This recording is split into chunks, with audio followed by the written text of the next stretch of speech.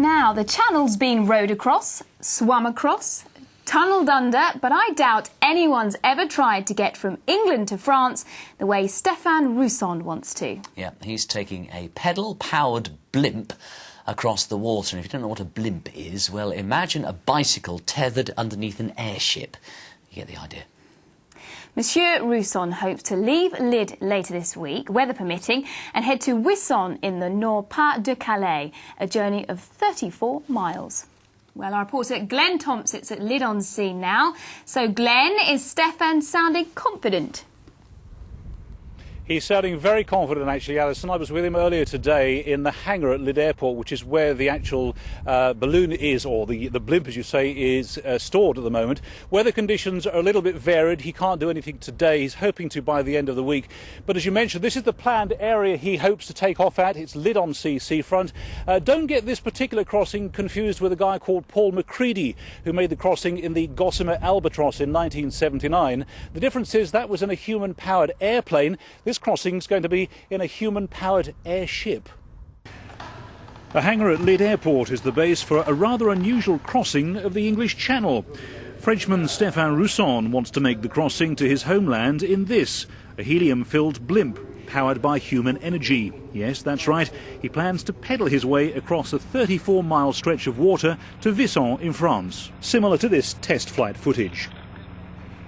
It's quite an interesting project to do some muscular flights. Very complicated due to the weather condition. Usually we need some very calm wind, no convection.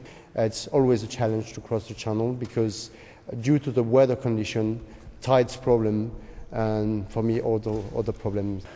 Well, this is it. This is the blimp. This is 16 metres long and when fully inflated, filled with 160 cubed metres of helium, enough to keep Stéphane just 30 metres from the surface of the sea when crossing between the UK and France, flying that low to avoid getting pushed away by the rising currents.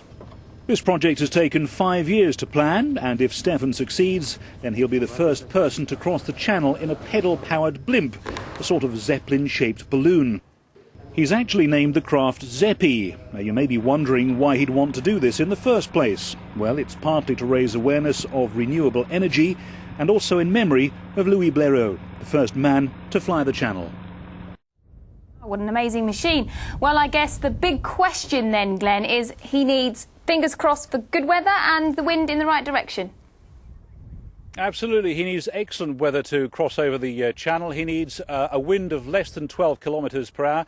He needs that wind to blow in a westerly direction. Other key factors for Stéphane to factor in, if you like, are atmospheric pressure, rays of sunshine. If the helium balloon gets too hot, it could cause big problems for him. So he's hoping in a way the sun doesn't shine too much, can you believe? As for a date, well, as I mentioned earlier, he's hoping for this Friday. If not Friday, it could be next Monday. If not next Monday, who knows? Of course, it's up to everybody's favourite talking point, yes, the weather forecast.